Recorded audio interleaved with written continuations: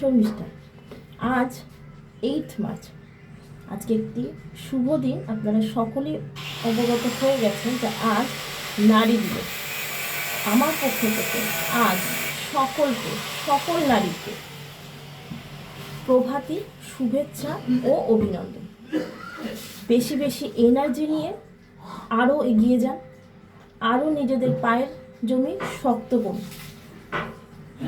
সঙ্গে তো মমতা ব্যানার্জি অবশ্যই আছেন, তাকে আমরা অনুপ্রেরণা করে, তাকে আমরা পাথেয় করে এগিয়ে চলি। তার কারণ তিনি সমস্ত মহিলাদের অগ্রাধিকার দিয়ে দেন। কারণ ধর্ণা মঞ্চ থেকে আমরা সেই প্রমাণটাই পেয়েছি। কিন্তু দুঃখের খবর, আমরা যে অপদার্থ প্রধানমন্ত্রীর শাসনকালে রয়েছি, সেই প্রধানমন্ত্রী এই নারী দিবসের প্রাক্কালে গ্যাসের দাম 4 টাকা বাড়িয়ে দিয়েছে। মহিলাদের ঘোষণেই টানাটানি করেছে। এই বিজেপি সরকার যতদিন থাকবে, এই বিজেপি সরকারের আসল চরিত্র শুধুমাত্র মহিলাদের অপমান করা। তার প্রমাণ পাচ্ছি আমরা।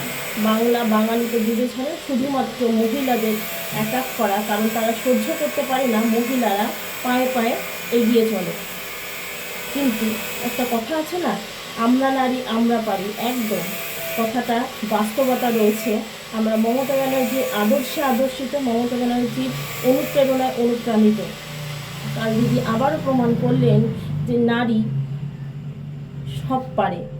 তার কারণ আমরা যখন দেখছি যে গ্যাসের দাম 60 টাকা বৃদ্ধি পেয়েছে, ঠিক তার অপোজিটও আমরা দেখলাম যে যুবসাথী প্রকল্প, যে সাধের প্রকল্প দিদি এপ্রিল মাস থেকে টাকা ঢোকার কথা ছিল, কালকে দিদি ধর্ণা মঞ্চ থেকে ঘোষণা করলেন যে কালকে থেকে যুবসাথী প্রকল্পের টাকা অ্যাকাউন্টে ঢুকবে। কথাটা যথার্থ রয়েছে। কালকে আমরা ধর্ণা মঞ্চ থেকে এটাও শুনেছি, এই শান্তিকুঞ্জের মেজটিকা কীভাবে টিপ্পণী করছে, কীভাবে কটূক্তি করছে, কীভাবে অপপ্রচার করছে, না আর কিছু বললাম না যে কী কী অপপ্রচার করছে। কিন্তু তবুও আমাদের এই নারী দিবসের প্রাক্কালে দিদি কাউকে ধর্ণা মঞ্চ থেকে কিন্তু ঘোষণা করলেন একটি মানবিক সূচি, যে যুবসাথী প্রকল্পের টাকা কিন্তু কালকে থেকে অ্যাকাউন্টে ঢুকবে। তাই সবসময় বলবো যে মমতা ব্যানার্জিকে গালি দেওয়া সহজ, মমতা ব্যানার্জিকে অপমান করা সহজ, মমতা ব্যানার্জিকে কটূক্তি করা সহজ, কিন্তু মমতা ব্যানার্জি হওয়া সহজ নয়। জয় বাংলা।